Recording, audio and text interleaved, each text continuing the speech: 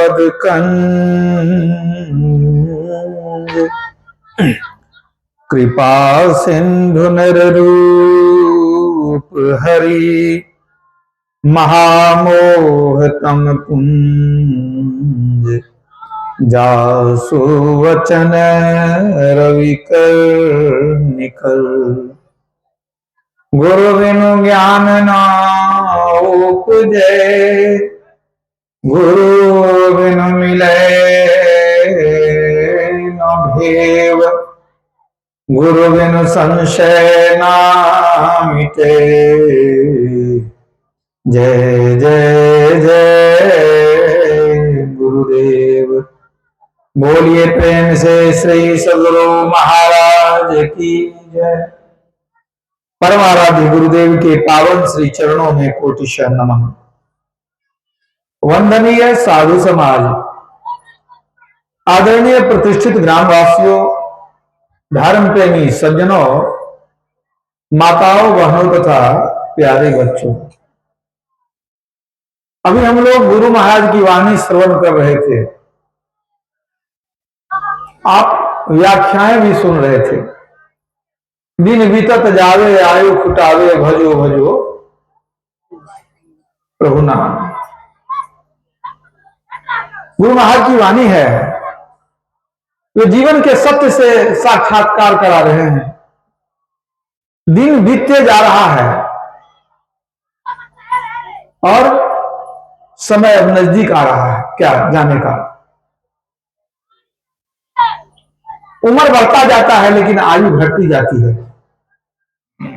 बढ़त छिन छिन घटत छिन छिन बढ़त पल पल जात न लागत बार। उम्र तो बढ़ती है लेकिन आयु घटती जाती है।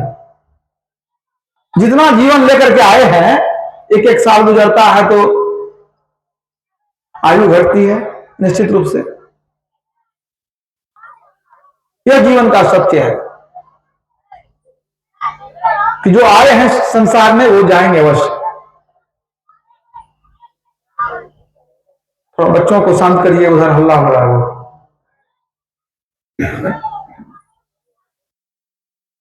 गुरु नानक देव जी महाराज कहते हैं, नहीं बालक नहीं जौबने नहीं विधि कछुबंद, वह अवसर नहीं जानिए जब आए पड़े जम फंद। ऐसा नहीं है कि बूढ़ा ही मरता है, जवान में मर जाता है, बचपन में लोग मर जाते हैं, जन्म लेते लेते ही उसी समय कितने मर जाते हैं, और कुछ ऐसे अभागे होते हैं कि मां के पेट में ही मर जाते हैं। जीवन का कोई ठिकाना नहीं है।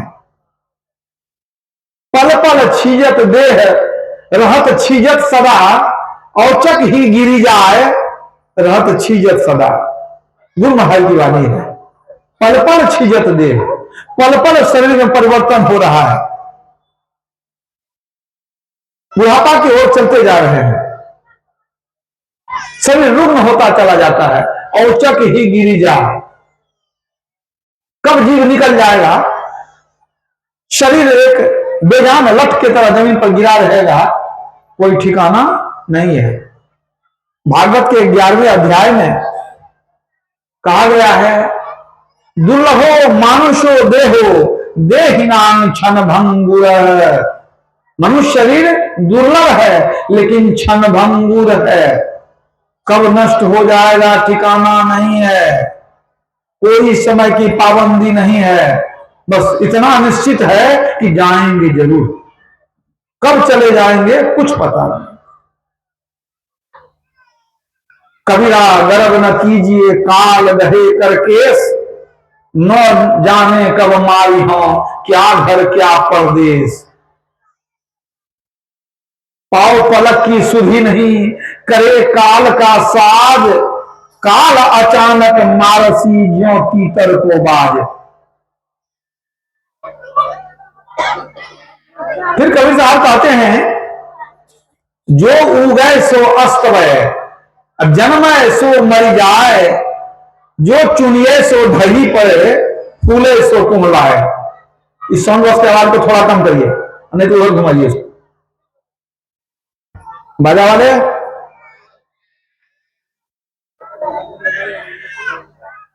जो उदय सो अस्तवय, जो उदय होता है उसका अस्त निश्चित होता है। जन्मे सो मर जाए, जो जन्म लेगा वो मरेगा जरूर। और जो चुनिए सो ढही पड़े, बहुत सुंदर मकान बनाए हैं, एक दिन ढहेगा जरूर। अब फूले सो कुमलाए, जो फूल खिल गया है वो कुमला जाएगा। एक माली फुलवारी में गया है, खिले हुए फूल को तोड़ तोड़ करके डाली में रखने लगा। जब वह खिले हुए फूलों को तोड़ रहा था तो जो कलियां थी वो रोने लग गई। माली ने पूछा कि कली, मैं तो तुमको छूता भी नहीं हूं, तो तुम क्यों रो रही हो? कली समझते हैं ना, जो फूल खिला नहीं है, अभी फूल तोड़ रहा है, कलियां रो रही है। माली ने पूछा तुम क्यों रो रही हो? कलियों ने कहा कि हम आज के लिए नहीं रो रहे हैं, हम कल के लिए रो रहे हैं। माली आवत देखकर कलियन करी पुकार, फूली फूली चुन लई अकाल हमारी बार। आज तो फूल तोड़ रहा है, जो आज कली है वो कल फूल होगा, वो भी तोड़ा जाएगा। जीवन का कटु सत्य यही है। भगवान श्री कृष्ण ने गीता के दूसरे अध्याय में कहा, जातस ही ध्रुवो मृत्यु, जन्म लेने वाले की मृत्यु निश्चित है। तो दो मुख्य बातें हैं, एक तो यह कि मरना निश्चित है, और दूसरा यह कि कब मरेंगे पता ही नहीं, कभी भी जा सकते हैं। इसका मतलब यह है कि कब तक हमारा जीवन है कुछ पता नहीं है। तो यदि कुछ करना है तो कब करेंगे? आप कहेंगे कल कर लेंगे, कल हमारे आपके जीवन में आएगा कि नहीं आएगा? जो जो रात में मर जाते हैं सोते समय तो वो नहीं जानते थे कि सुबह में नहीं उठ पाएंगे। रात में सोए और सुबह नहीं उठ पाए, पता तो नहीं था। आप सोचते हैं कि कुछ काम कल परसों कर लेंगे। कभी साहब कहते हैं कल करे सो आज कर, सब ही साज तू हाथ, काल काल तू क्या करे, काल काल के हाथ। तुम कल कल क्या करते हो? तुम कहते हो कल कर लेंगे, कल तेरे हाथ में तो नहीं है, कल काल के हाथ में है, तेरे हाथ में नहीं है। जो करना है अभी कर लो।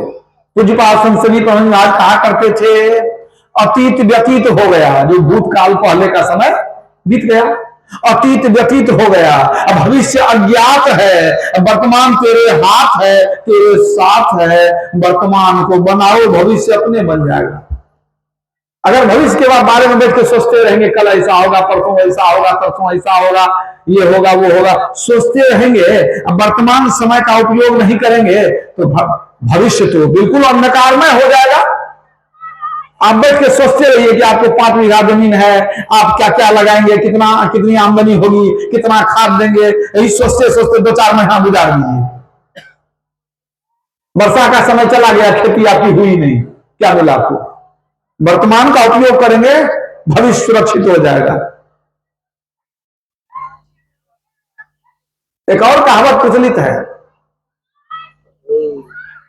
कल करे सो आज कर, आज करे सो अब पल में परलय होएगा तो बहुरी करेगा कब।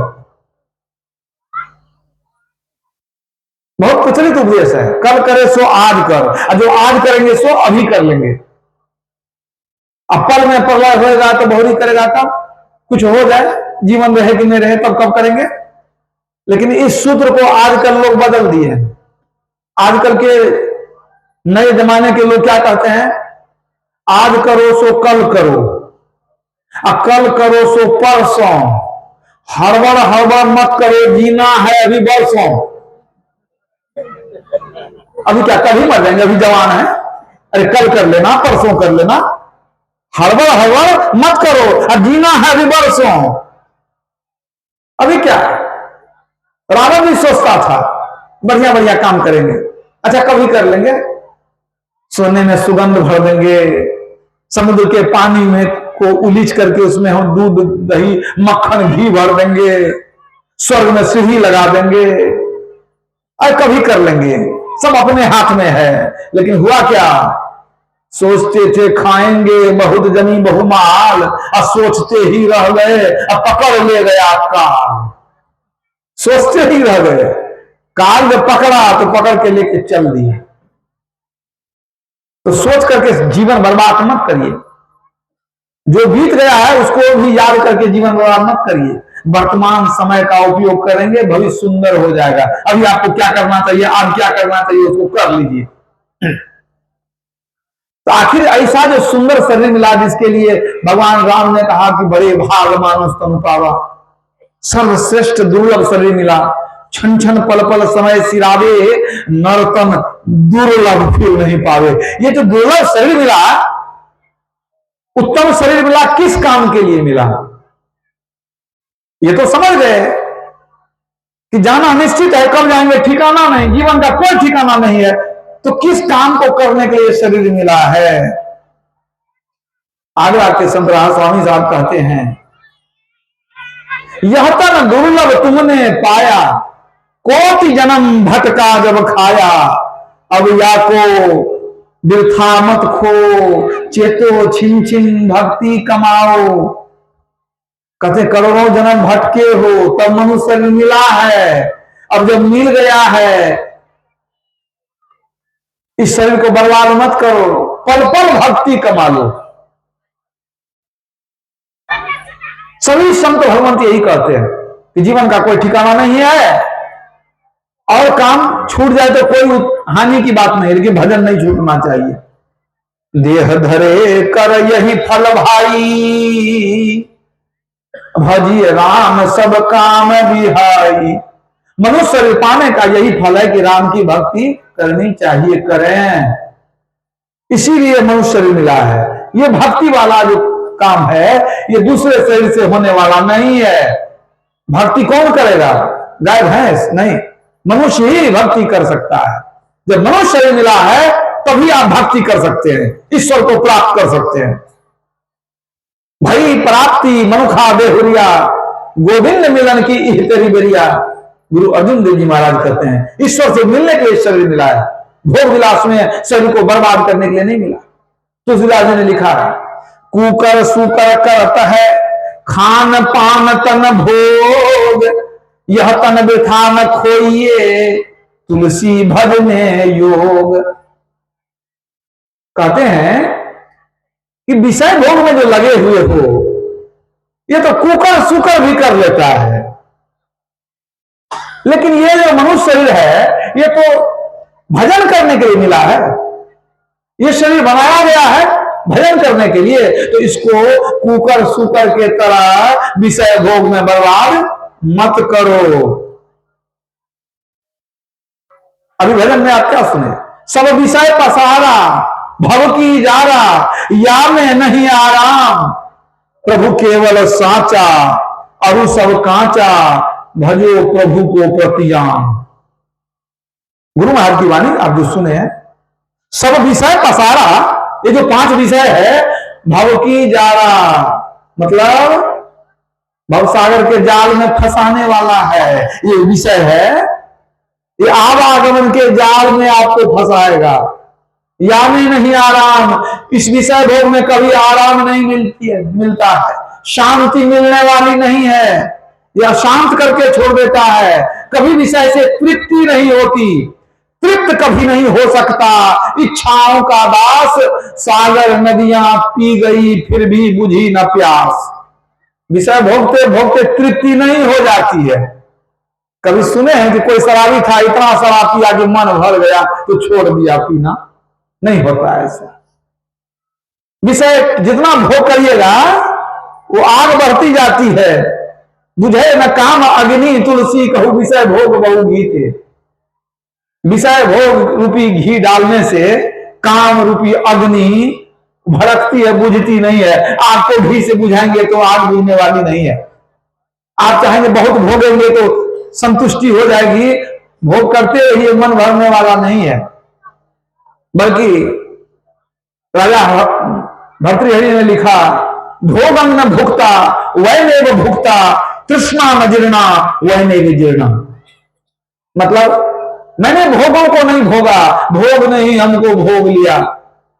तृष्णा न जीर्णा वैनेव जीर्णा, हमारी तृष्णा इच्छा खत्म नहीं हुई, हम ही खत्म हो गए।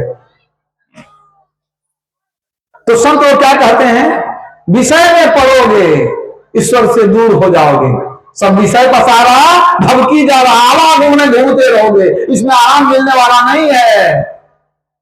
लेकिन हम लोग उसी में लगे हुए हैं, दिन रात विषय के आनंद में लगे रहते हैं, जबकि आवागमन में घुमाने वाला है। गुरु भाई ने कहा, और फिर तुलसीदास जी यही कहते हैं, पांच ही पांच परस रस शब्द गंध और रूप, इनका कहा न कीजिए बहुरी परब भवकूप। पांच विषयों के फेर में पड़ोगे, आवागमन के चक्र में गिरोगे, मतलब भवकूप में गिरोगे। इसलिए भगवान श्री राम ने भी कहा, यही तन कर फल विषय न भाई, स्वर्ग स्वरूपांत दुखदाई। ये शरीर विषय भोग के लिए नहीं है। पशु पक्षी का शरीर जो मिला था वो विषय भोग के लिए था। देवताओं के शरीर में भी भोग ही होता है। ये मनुष्य शरीर भोग के लिए नहीं, ये योग के लिए है, विषयानंद के लिए नहीं, ये ब्रह्मानंद के लिए है, ये आत्मानंद के लिए है। महाभारत का एक सुंदर सा प्रसंग है, सुनाता हूं। विदुर जी के मन में इच्छा हुई कि हम संसार घूमें। उन्होंने महाराज धृतराष्ट्र से आज्ञा लिया, वो मंत्री थे महाराज धृतराष्ट्र के दरबार में, बल्कि भाई भी थे उनके। तो आज्ञा लेकर के गए संसार भ्रमण करने के लिए। बहुत दिनों तक घूमे फिरे, संसार को देखे। लंबे समय के बाद जब लौट करके आए तो महाराज को प्रणाम किए, महाराज हम लौट के आ गए हैं। धृतराष्ट्र ने कहा कि विदुर, तुम तो बहुत कुछ देख करके आए, क्या सब देखे, कुछ हमको भी ज्ञान की बातें बता दो। तुमने क्या सब देखा संसार में, कुछ बता दो हमको। विदुर जी ने कहा, अच्छा ठीक है, कुछ बता देते हैं, एक प्रसंग आपको सुना देते हैं। विदुर जी सुनाने लगे, महाराज धृतराष्ट्र सुनने लगे। आप भी गौर से सुनिए उन्होंने क्या सब कहा। उन्होंने कहा कि एक व्यक्ति कहीं यात्रा पर जा रहा था।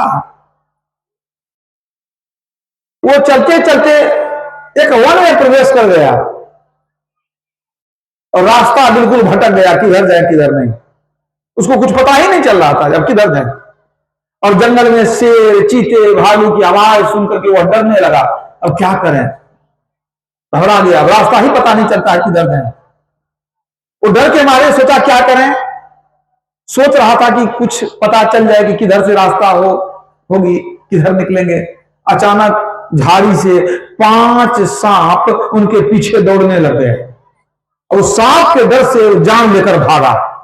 भाई अभी तो हम जानवरों की आवाज ही सुन रहे थे, ये 5 सांप पीछे पड़ गया। बहुत तेजी से भागा, दौड़ते दौड़ते किसी तरह सांप से पीछा तो छूट गया। देखा कि एक औरत बैठी है, सोचा कि उसी को पूछ लेंगे कि किधर जाना चाहिए, हम तो भटक गए हैं, ये आदमी है तो इसको पूछ लेंगे। उसी के नजदीक जाते हैं। और वो तो कुछ उधर घूमी थी, चेहरा पर नजर नहीं पड़ रहा था। और जब ये व्यक्ति नजदीक गया, जब उलट करके वो देखने लगी, उसका चेहरा इतना भयानक था, इतना डरावना था, ये जान लेकर वहां से भागना शुरू किया। बाप ये भूत है कि क्या पता नहीं, कहीं निकल न ले क्या हो जाएगा। ऐसी कुरूप स्त्री हमने कभी देखा नहीं। वो उल्टी दिशा में भागना फिर शुरू किया कि नहीं, इससे कुछ पूछना खतरनाक है, जान के लिए बड़ा खतरा है। अब जो भागना शुरू किया तो उसके दौड़ने से एक हाथी की नजर पड़ गई। वो हाथी उसके पीछे लग गया। हाथी को 6 सूंड वाला हाथी उसके पीछे भागा। अब क्या करे, जंगल में किधर जाए, सोचा कि नहीं हाथी तो पकड़ लेगा। एक मोटा पेड़ देख करके उस पर पेड़ पर चढ़ गए कि कहीं जान बच जाए। जब चढ़ने लगा तो सीधा वो पेड़ था, चढ़ते चढ़ते ऊपर गया। एक ही उसमें डाल थी, उस डाल पर जाकर के बैठ गया। अब हाथी क्रोधित होकर दौड़ते हुए आया, अब देखा पेड़ पर चढ़ा हुआ है। अब वो अपने सुर से उस पेड़ को हिलाना शुरू किया। अब वो एक डाल पर जो बैठा था वहां पकड़ने का भी कोई गुंजाइश नहीं, हड़बड़ा करके जो गिरा तो डाल को ही पकड़ लिया, मैंने डाल में लटक गया। हाथी कई बार उसको हिला करके देखा, गिरा नहीं, डाल को पकड़ करके वो लटका हुआ था। हाथी क्रोधित होकर के बगल में जाकर के दूर बैठ गया कि कभी तो उतरेगा, देखेंगे क्या होता है। अब ये तो लटका हुआ है, सोचा अब क्या करेंगे, इतना ऊपर में लटके हैं, हाथी है उधर, अब क्या करें क्या नहीं। सोचा कि कहीं गिरेंगे तो कहां गिरेंगे, जरा देख लेते हैं। डाल को पकड़े हैं तो गिरे हैं, गिरेंगे तो कहां जाएंगे, नीचे क्या है। अब नीचे जब देखा तो प्राण मुंह में आ गया। क्या? अब बहुत पुराना अंधकूप कुआं था, बहुत पुराना कुआं, और उसके अंदर में देखता है एक बड़ा सा अजगर मुंह खोल के पड़ा है कि कहीं गिरा तो आज जलपान हो जाएगा। अब तो बेचारे को तो सोचिए, तो काटो तो खून नहीं, एकदम प्राण सूख रहा था। अब क्या होगा हे प्रभु, अब हम क्या करें।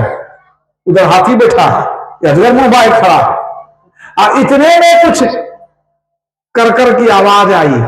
देखने लगा ये आवाज किधर से आ रही है, बड़ा गौर से देखा। अब देखता है क्या कि जिस डाल में लटका हुआ था वो डाल जो पेड़ से निकली थी, तो जहां से डाल निकली थी उसी डाल को जड़ में दो चूहा बैठा था और वो काट काट के लकड़ी को गिरा रहा था। उस डाल के जड़ में दो चूहा, एक काला एक उजला, अब दोनों मिलकर के कुतर कुतर के डाल को गिरा रहा, और तो चेहरा पूरा पीला पड़ गया। यही मौत है, समझ गया अब हमको कोई बचाने वाला नहीं है। बड़ा खराब परिस्थिति, बहुत बुरी परिस्थिति थी। अब सोचिए कैसी परिस्थिति है, उधर हाथी है, उधर चूहा डाल काट रहा है, अब गिरेगा तो अजगर के मुंह में जाएगा। अब जंगल में दौड़ धूप किया था, भूख प्यास से परेशान था, गला सूख रहा था, लटका हुआ है, गला सूख रहा है, अब क्या करे। इतने में उसके ओठों पर कुछ बूंद तरल पदार्थ टपक गया। अब हाथ से तो पकड़ा, देखेगा क्या मुंह पर क्या गिरा। अब मुंह पर गिर करके चला गया ओठ के पास, उसको स्वाद लग गया। क्या? जीभ से चाटा तो देखता अरे बड़ा मीठा लग रहा। वो क्या था? वो था मधु, वो शहद था। बड़ा आनंद आया उसको, कंठ सूख रहा था, बड़ा स्वादिष्ट। अब ऊपर से टप टप जो है शहद गिरने लगा।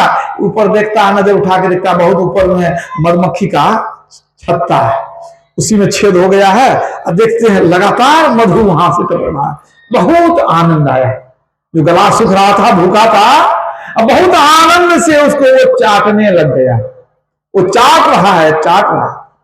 अब चाटने में ऐसा मशगूल हो गया, सब भूल गया कि हम कहां पर है, हमारा भविष्य क्या होने वाला है, सब भूल गया। इतना मीठा लगा, स्वादिष्ट लगा, क्यों भूल गया कि नीचे मजगर है, अब दाल कट रही है, उधर दूर में हाथी बैठा हुआ है, वो सब भूल गया। मधु चाटने में मस्त हो गया। अचानक दाल कट गई, बेचारा गिरा, उधर के मुंह में राम हो गया। ये कहानी सुनाया विदुर जी ने धृतराष्ट्र। धृतराष्ट्र नहीं, सुन सुन करके परेशान हो गए। कहते विदुर जी क्या सुना रहे हैं आप, बड़ा खराब चीज सुनाए हैं, बुरी घटना सुनाई। अच्छा ये बताइए वो जंगल कौन सा था और कौन पागल आदमी था कि जंगल में जाकर के वो जो है भटक गया था। जब हम कुछ समझाइए बात, अच्छी बात आप नहीं सुनाए, हमारा मन खराब हो गया जो सुनाए हैं, लेकिन समझाइए हमको जो क्या सुनाए है, कौन सा जंगल था, कौन भागा था, वो जंगल में जाके फंस गया। हमारा वो जो जंगल है, ये संसार ही वो जंगल है, और जंगल में आदमी फंस गया, वो कौन था, हम आप जितने मनुष्य हैं सभी जंगल में आके फंसे हैं, संसार रूपी जंगल में आके फंस गए हैं। कहा तो और क्या क्या सब सुनाया, जरा हमको समझा दो क्या मतलब हुआ। अब विदुर जी उनको समझा रहे हैं कि देखिए इस संसार रूपी घनघोर जंगल में मनुष्य फंस गया है, आ गया है, ठीक है। आपने देखा कि जंगल में बाघ सिंह चीते की आवाज, डरावनी आवाज आ रही थी। तो इस संसार में आकर के रोग शोक चिंता दुख, ये इसकी डरावनी आवाज मनुष्य को परेशान करके छोड़ देता है। मनुष्य सोचता है कैसे बचें। इसी बीच में झाड़ी से 5 सांप उसके पीछे लग गया था। वो क्या था? काम, क्रोध, लोभ, मोह और अहंकार। ये पांचों जो है वो पीछे पड़ा रहता है, जान छुड़ाने के लिए भागते हैं, जहां तहां भागते रहते हैं, लेकिन ये परेशान करते रहता है। कभी काम परेशान करता है, कभी क्रोध, कभी लोभ, अहंकार आदि परेशान करते रहता है। और भागते भागते आपने क्या देखा? उस व्यक्ति को एक स्त्री मिली, लेकिन बहुत कुरूप थी। कहा वो क्या है? वो स्त्री कौन थी? कहा वो है वृद्धावस्था, बुढ़ापा। व्यक्ति संसार में दौड़ते रहता है, दुख, शोक, भय, चिंता से लड़ते लड़ते अचानक वृद्धावस्था आने लगती है। कोई पसंद नहीं करता है, लोग भागता है कि बुढ़ापा नहीं आवे, बहुत उपाय करता। किसी को बुढ़ापा पसंद नहीं है, लेकिन देखिए जवानी चली जाती है हाथ छुड़ा करके। बहुत प्यार करते हैं जवानी को, वो हाथ छुड़ा कर चली जाती है। लेकिन जब बुढ़ापा आती है कोई पसंद नहीं करता है, लेकिन वो आकर के कहती है हम जाएंगे नहीं, आपको लेकर के जाएंगे। वो संग निभाना चाहती है। हमने सरे जहां फानी देखी, हर चीज यहां की आनी और जानी देखी। जो आके न जाए वह बुढ़ापा देखा, जो जाके न आए वह जवानी देखी। तो बुढ़ापा किसी को पसंद नहीं है, वह कुरूप स्त्री है, सब उससे भागता है। अचानक बुढ़ापा आ जाती है, और वह जब भागा तो अचानक 6 सूंड वाला हाथी उसके पीछे पड़ गया। तो 6 सूंड वाला हाथी क्या है? 6 ऋतु वाला साल। ऋतुएं बदलती रहती है और व्यक्ति को परेशान करता रहता है। बरसात का समय है तो बाढ़ में डूब के मर जाएंगे, गर्मी का मौसम है लू में मर जाएंगे, ठंडी आ गई तो पता नहीं जिएंगे कि नहीं, हमेशा डर लगा रहता है। तो 6 सूंड वाला हाथी हमेशा झकझोरते रहता है। लेकिन इसी बीच में व्यक्ति कहां लटका हुआ है? डाल में, पेड़ के एक डाल में। वो डाल क्या है? जीवन की आशा, आशा रूपी डाल में लटका हुआ है। अच्छा दिन आएगा जरूर, ठीक है। लेकिन उस डाल को कौन कुतर रहा है? 2 चूहा, एक उजला एक काला। वो क्या है? दिन और रात। दिन और रात रूपी 2 चूहा। एक एक दिन बीतता जाता है और जीवन की डाली को वह कुतरता जाता है। समय बीतता जाता है, आयु कम होती जाती है। और अंत में जब डाल कटेगी तो कहां गिरेंगे? अजगर के मुंह में। वो अजगर क्या है? वो है मृत्यु। मृत्यु इंतजार कर रही है कि जीवन की डाली कटेगी और वो हमारे आगोश में आ जाएगा। इतनी भयावह स्थिति में भी वो व्यक्ति मधु चाटने में मस्त हो गया, भूल गया अपना दुख, भूल गया कि आगे क्या होने वाला है। ये मधु क्या है? ये मधु यही है, विषय रूपी विष। विषय रूपी मधु को चाटते रहते हैं।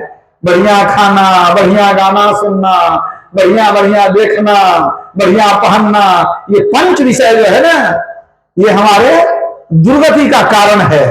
मृगमीन ढिंग पतंग कुंजर, एक दोष अनसावही, 5 दोष असाध्य जामे, ताकि केतिक आसही। विदुर जी ने समझाया, इतने विकराल संसार में, डरावने संसार में व्यक्ति फंसा हुआ है, लेकिन भविष्य की चिंता नहीं करता है कि अपने भविष्य को कैसे बनाएंगे। अब विषय रूपी मधु को चाटने में पड़ा हुआ है। भगवान बुद्ध ने कहा था कि जो मनुष्य विषय रूपी फूलों को चुनने में आसक्त है, उसको मृत्यु उसी तरह पकड़ कर ले जाती है जैसे सोए हुए गांव को बाढ़ का पानी बहा कर ले जाता है। परतंत्र सोई मूल है, बसमें जिसकी इंद्रियां। विषय को कैसे भोगते हैं? इंद्रियां भागती रहती है ना, इसलिए ना। आंख भाग गई तो जो नहीं देखने का देखने लग गए, जीवा भाग गई तो जो नहीं खाने का वो खा लिए, कान भाग गई जो नहीं सुनने का वो सुन लिए। तो परतंत्र सोई मूड है, बसमें जिसकी इंद्रियां अपनी तरफ है खींचती, जो एक की बहुपत्नियां। कैसे सुखी नर हो सके जो इंद्रियों का दास है, नरमूढ़ विषयासक्त का निश्चय ही होता नाश है। किसी भक्त ने क्या कहा, परतंत्र सोई मूढ़ है, बस में न जिसकी इंद्रियां बस में नहीं है, इंद्रियां बहती है, गलत काम करता है, वो कैसा है, वो मूढ़ है, मूर्ख है। और वो क्या है, परतंत्र है, स्वतंत्र नहीं है। परतंत्र सोई मूढ़ है, बस में न जिसकी इंद्रियां। उसकी कैसी दशा होती है, अपनी तरफ है खींचती जो एक की बहुपत्नियां। एक ही व्यक्ति को बहुपत्नी हो और बेचारा 1 महीने के बाद बाहर से आया है, मान लीजिए अब एक पत्नी इधर का हमारे तरफ चलिए, हमारे कमरे में दूसरी कहेगी इधर चलिए, और सब पांचों मिलकर खींचना शुरू करे तो बेचारे की क्या दुर्गति होगी। वही कहते हैं जो एक की बहुपत्नियां, अपनी तरफ है खींचती जो एक की बहुपत्नियां। कैसे सुखी नर हो सके जो इंद्रियों का दास है, जो इंद्रियों का दास है उसको सुख मिलने वाला नहीं है। नरमूढ़ विषयासक्त का निश्चय ही होता नाश है। ऐसा मूर्ख जो विषय में दिन रात मन को लगाया हुआ है, उसका नाश निश्चित है। वह आवागमन के चक्र में घूमेगा, वह नरक की आग में जलाया जाएगा। इसलिए भगवान शिव ने भी कहा, सुनो उमा ते लोग अभागी, हरित जी हो ही विषय अनुरागी। हे पार्वती, उन लोगों का भाग्य फूट गया है। हरित जी हो ही विषय अनुरागी, जो ईश्वर को छोड़कर विषय में मन लगाते हैं। किसी शायर ने कहा, क्यों जवानी खो रहे हो शादमानी के लिए, पीरी में रोया करोगे इस जवानी के लिए।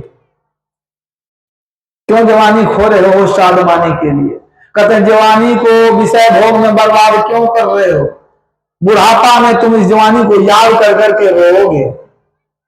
तारीख तुम्हें बतलाएगी, दुनिया में खुशी का नाम नहीं। जिस दिल पे हवस का सिक्का है उस दिल को कभी आराम नहीं।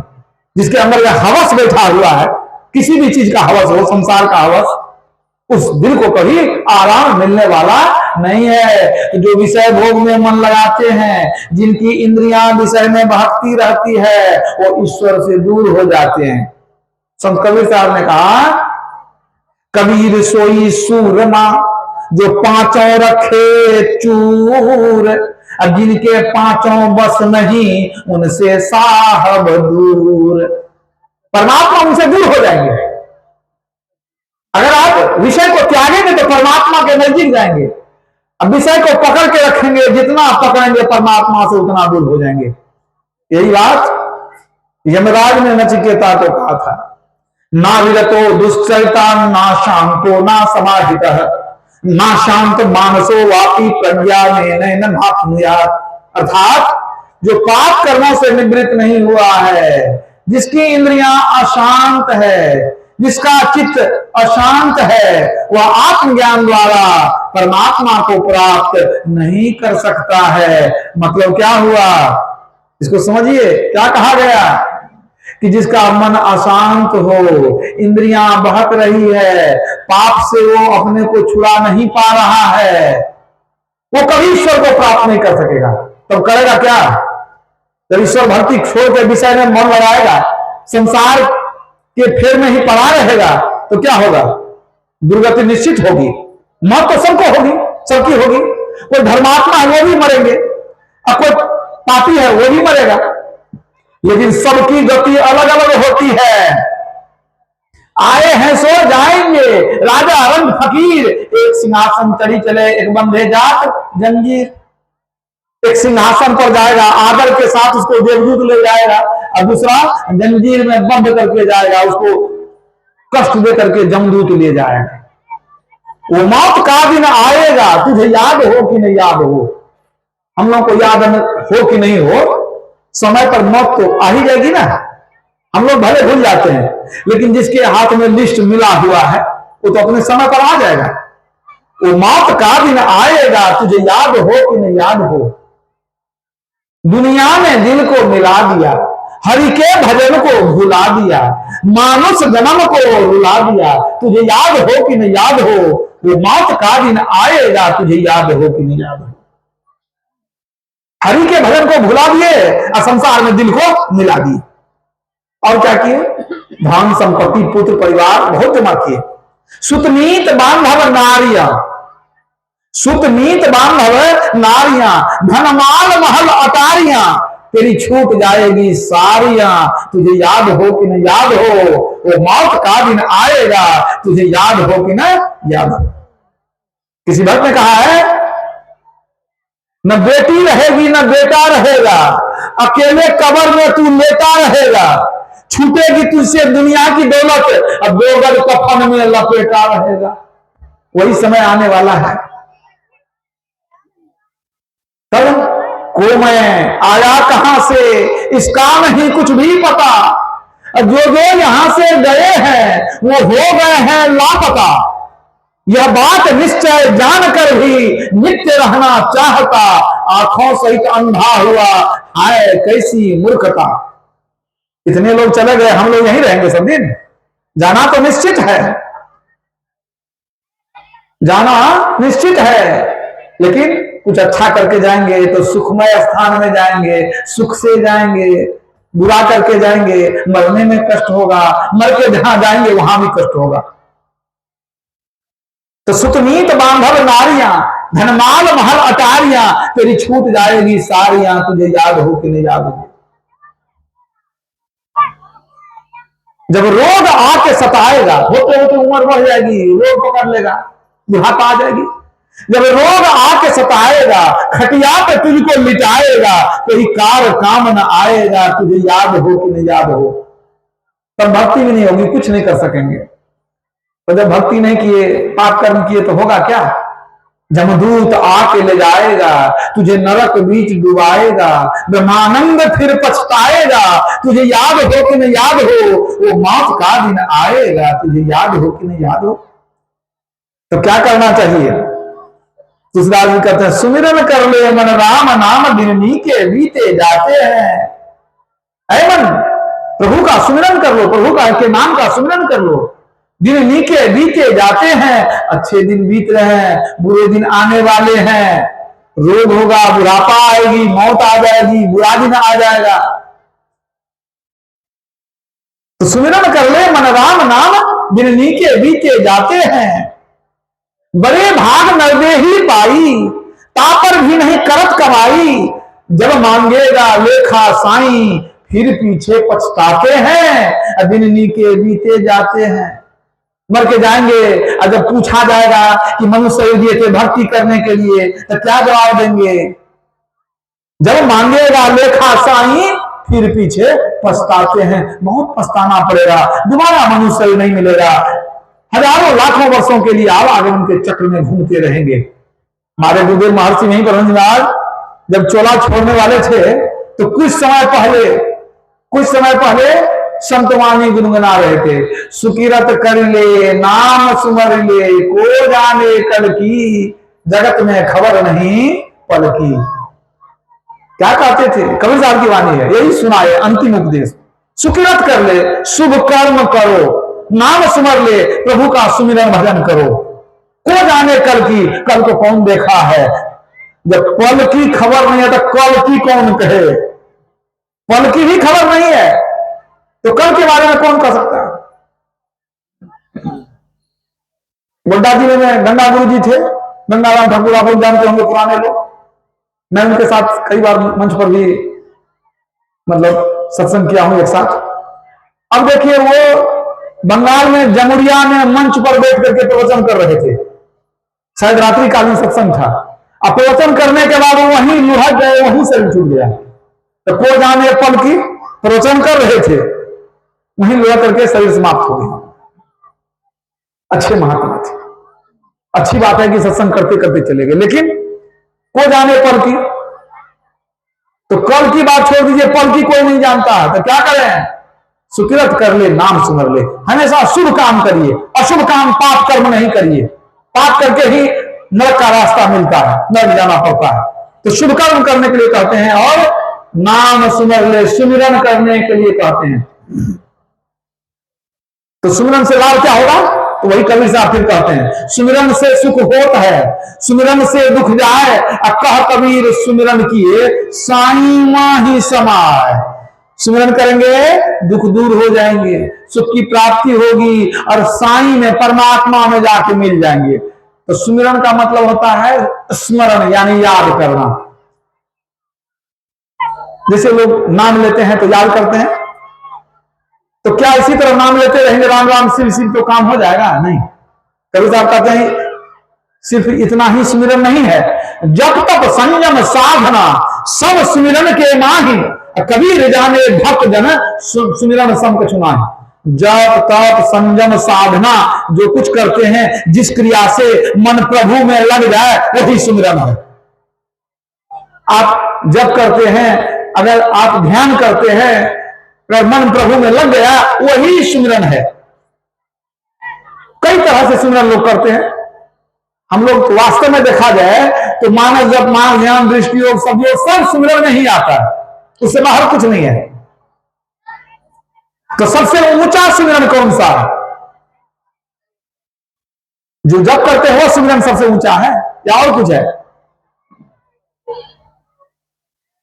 तो कहा गया है, कवि साहब कहते हैं, सुमिरन सुरत लगाए के मुखते कछु न बोल, अब बाहर का पट देकर अंतर का पट खोल। सुमिरन सुरत लगाए के मुखते कछु न बोल। सबसे ऊंचा सुमिरन क्या है? मुंह से बोलने की जरूरत नहीं है, सूरत से ही सुमिरन करना, सूरत को ही समेटना है। दृष्टि रथ चढ़ी श्रुति धावे, अधर डगर को सब भेद बता दो। सूरत को समेटेंगे तब जो सुमिरन होगा सबसे उत्तम सुमिरन है। सुमिरन सूरत लगाए के मुक्ते कछु न बोल, मुंह से बोलना नहीं है, सूरत के द्वारा सुमिरन करना है, सूरत को लगाना है। सूरत को कहां लगाएंगे? कबीर साहब ने इसका स्पष्टीकरण इस भजन में नहीं किया, गुरु महाराज ने कर दिया कि सूरत को कहां लगाना है। सुषमन सूरत लगाई के सुमिरो, मुखते रहो चुपाई, बाहर के पट बंद करो हो, अंतर पट खोलो भाई। सुषमन सूरत लगाई के सुमिरो। कबीर साहब ने कहा कि सूरत के द्वारा सिमरन करो। कहां लगाएंगे सूरत को? तो गुरु महाराज ने क्लियर कर दिया कि सुषमना में सूरत को जो है लगाओ, और तब जो सिमरन होगा यही भवसागर से पार कराएगा। यह है अंतः साधना, यह है सार भक्ति, यह है असली भक्ति। ये इसी काम के लिए मनुष्य मिला है, सार भक्ति के लिए। आप कहेंगे जो बाहर की भक्ति करते हैं, इससे जो बाहर की भक्ति करेंगे वे स्वर्ग नरक के चक्कर में घूमेंगे, जन्म मरण के चक्र में घूमेंगे, याद रखिए। इसलिए इसको असार भक्ति कहा गया। गुरु महाराज ने क्या कहा? अहो भक्त सार भक्ति करो हो, ऐसी भक्ति करो कि परमात्मा मिल जाए और जन्म मरण का चक्र छूट जाए। ये है असली भक्ति। अहो भक्त सार भगति करो हो, और सार भगति करी संसार भ्रमत रही, भक्ति श्रम निष्फल हो। और सार भक्ति करेंगे जन्म मरण के चक्र में घूमते रहेंगे। इसलिए सार भक्ति को जानिए। देखिए, सृष्टि के आदि काल से हम लोग विभिन्न शरीरों में घूम रहे हैं। हम लोग इस शरीर में कब से घूम रहे हैं? जब से सृष्टि हुई है तब से विभिन्न शरीरों में, कभी पशु, कभी पक्षी, कभी कीट, कभी पतंग, कभी देवता, कभी मनुष्य, विभिन्न शरीरों में घूम रहे हैं। कब तक घूमते रहेंगे? जब तक मुक्ति नहीं मिलेगी। अगर यदि जन्म मरण में घूमेंगे तो कितना दुख है, आप जरा विचार कीजिए। जन्मने में दुख, मरने में दुख, और जीवन में दुख ही दुख। इसलिए गुरु महाराज ने क्या कहा? आवागमन सम दुख दूजा, है नहीं जग में कोई, इसके निवारण के लिए प्रभु भक्ति करनी चाहिए। ये जन्म मरण से बढ़कर के दुनिया में कोई दुख नहीं है। प्रत्येक व्यक्ति के जीवन में दुख है। आप जरा विचार कीजिए, मौत से बड़ा कोई दुख है? कोई दुख नहीं है। धन चला जाए, अपना कोई आदमी भी छोड़ जाए, घर द्वार जल जाए, एक बात कहते हैं सब दुख है, लेकिन मरना कोई नहीं चाहता। सबसे बड़ा दुख है मृत्यु का दुख, लेकिन सबको मरना पड़ता है। अगर हम संतों के मार्ग को अपनाएंगे, सार भक्ति करेंगे, तो बार बार जन्म मरण का चक्र जो है ये जो हो रहा है ये बिल्कुल समाप्त हो जाएगा। इसलिए संत लोग सार भक्ति बतलाते हैं। वो कैसी भक्ति है? अंदर ही चलना है। बिंदु ध्यान विधि, नाद ध्यान विधि, सबल सबल जगने पर चारी। तो सारे संत भगवंत यही कहते हैं कि मनुष्य शरीर जो है क्षणभंगुर है, कब छूट जाए शरीर ठिकाना नहीं है। ये शरीर मिला है मुक्ति पाने के लिए। तो मुक्ति पाने के लिए जो युक्ति है, गुरु से सीख करके प्रत्येक मनुष्य को चाहिए कि भक्ति करें और भक्ति करके अपना कल्याण बना लें। बोलिए प्रेम से श्री सद्गुरु